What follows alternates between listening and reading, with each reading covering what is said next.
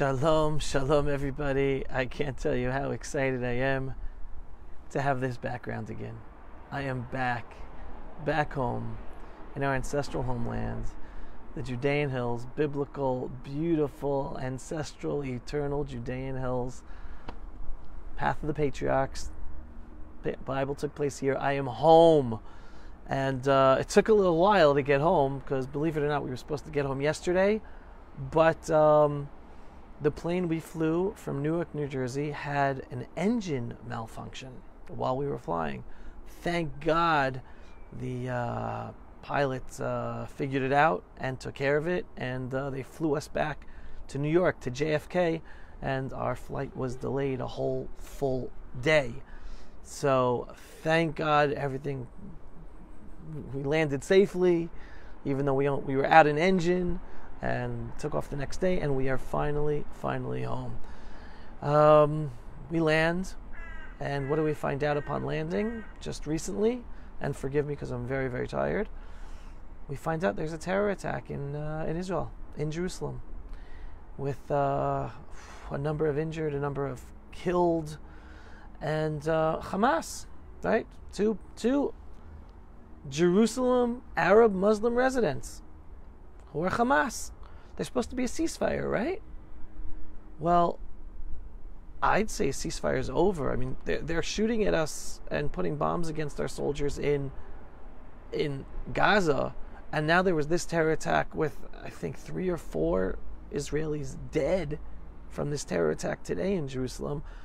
That should mean the ceasefire's over. Like, Israel should be back to bombing Gaza to eliminate all the Arab Muslim evil that exists in Gaza. That's what we should be doing. That's what we should be doing. And again, the other insane thing is the ceasefire deal was about having our captives returned to us. But for every, ready for this? For every 10 Jewish Israeli captives that Hamas returns to us, that they kidnapped after massacring, mutilating, burning 1,400 Jews, then they took 240 captives, innocent, babies, toddlers, children, women, grandmothers, men. So for every 10 that we get, we have to release 30 terrorists. Now, the 2 terrorists this morning who murdered more Jews and injured others, guess what? They were returned terrorists. They were once in Israeli jails arrested for being terrorists. So every time Israel releases these terrorists, they're going to go back and be terrorists. So we are basically, our government is paying the price of future Jews to be murdered in order to release captives today. I just want people to understand that. Like, we want to release our captives, but yet the price is more Jews killed, because that's what these terrorists do. They are all terrorists. They're all in jail because they are terrorists. I think they're terrorists who, most of them, if not all of them, because they did not succeed in killing anyone in their terror attacks. But they were all terrorists. They all tried to kill Jews. So this is the insane reality we're dealing with.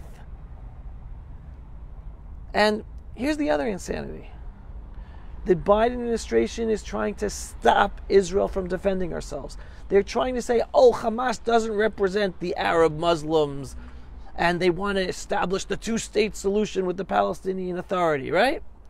So they're trying to, and Israel can't harm too many civilians in Gaza. How are we supposed to eliminate Hamas that uses its Gaza civilians as human shields, literally having children stand in front of terrorists, literally having their headquarters under hospitals and having rocket launchers in schools and weapons in kindergartens? How are we supposed to do that without harming civilians and buildings? Well, that's what Biden wants. He doesn't want us to defend ourselves. He cares more about Hamas and Hamas living to kill Jews another day. Now, so here's the thing.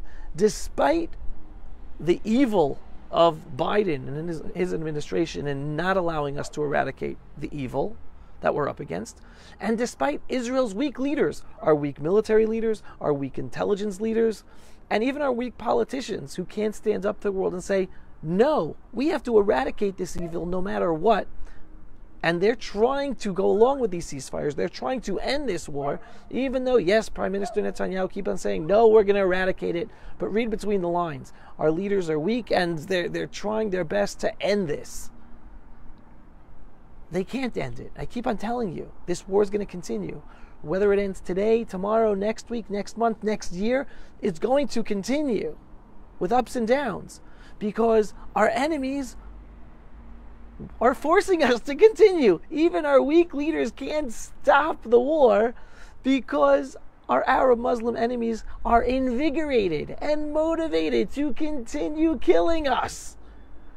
So the Jewish people won't let our government stop the war. They won't let our military and intelligence stop the war. And I keep on telling you, until everyone down south can move back home, and that's only after they will know there's no threat from the evil Arab Muslims in Gaza. And when our people up north can move up home, when there's no threat from Hezbollah on the northern border. So our Arab Muslim enemies are forcing our leaders to continue this war, even though our leaders are weak in standing up to the world and standing up to properly defend us. So again, God runs the world, and no matter how much world pressure stops us from properly ending the evil Arab Muslim enemy we're up against in Gaza, in Judea and Samaria, from Arab Muslims in Israel, from up north, from Jordan. Do you know that even Jordan right now are doing military activities on the border with Israel? Yup, it's not hitting the news. Israel doesn't want to talk about it. But yeah, Jordan's even doing military activities on the Jordan border, meaning the whole Arab Muslim world is invigorated to continue to use violence against us, seeing that we are weak. We have weak leaders, we have weak military and intelligence leaders, but the Jewish people are strong. The Jewish people understand the evil we are up against. They know we can win. They know we will win. They know we are just. They know this is our homeland. They know that our enemies are not fighting us because of an occupation or apartheid or because Jews live in Judea and Samaria.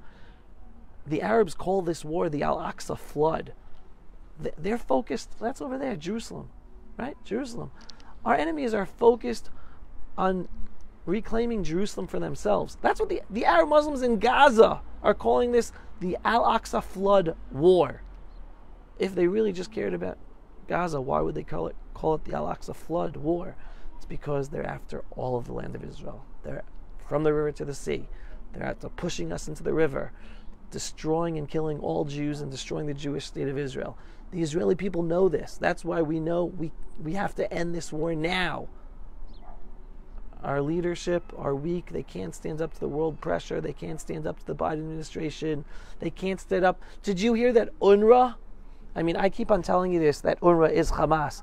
Well, just today, word got out that one of the Israeli captives, was held by an UNRWA teacher. An UNRWA teacher is a Hamas terrorist who held a captive. How much more proof do you need? Again, you don't need any proof. Pal Watch has been putting videos out about UNRWA showing that they're really Hamas and terrorists. David Bedin has been putting out videos and documentaries highlighting how UNRWA is Hamas.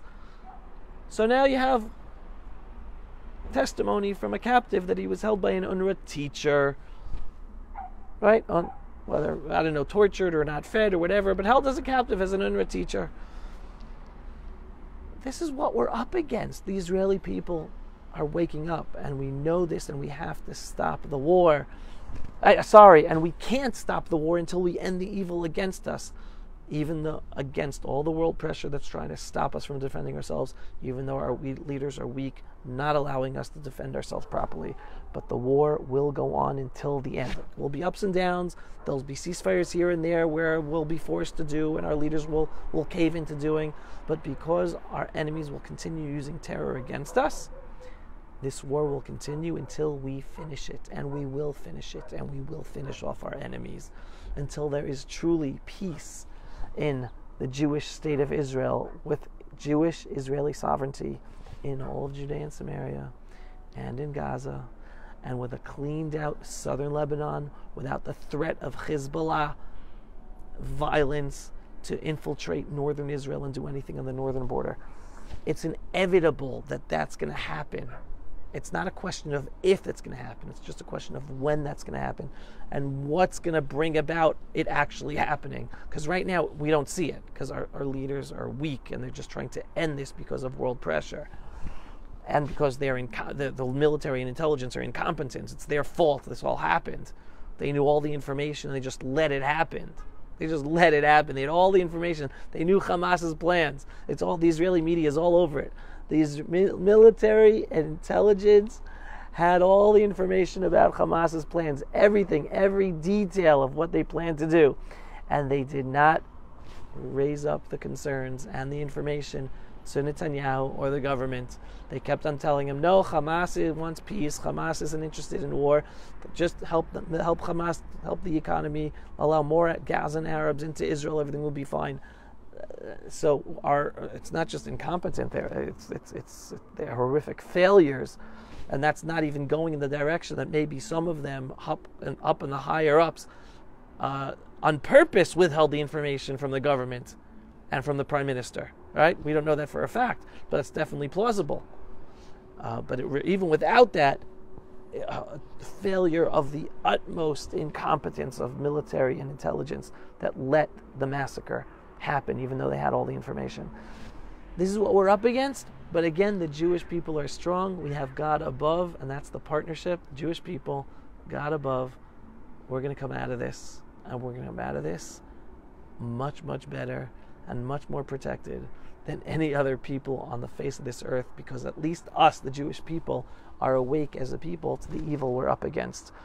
Because as the Arab Muslims are protesting in New York City today at Rockefeller Center, right? They're protesting Rockefeller Center, going crazy and being violent against New York City cops. What does that have to do with us here in Israel? Nothing. Because they're after all the infidels. They say it's because of us, but they're after all the infidels all over the freedom-loving world. And here in Israel, we know that. And if you're not here yet, start waking up and waking up your friends and family and communities in your countries around the world. In the meantime, so glad I'm home. Looking forward to enjoying the holiness of the Holy Land of Israel, getting back to my spirit totally of being here, engrossed in the holiness of the land, and bringing about the redemptive times from this place. I'm sure I'll have some more future speaking talks. Keep on trying to wake people up back in America and around the world, where communities invite me and are interested in me speaking to them, just like I just did in the East Coast. But in the meantime, I'm going to enjoy being home.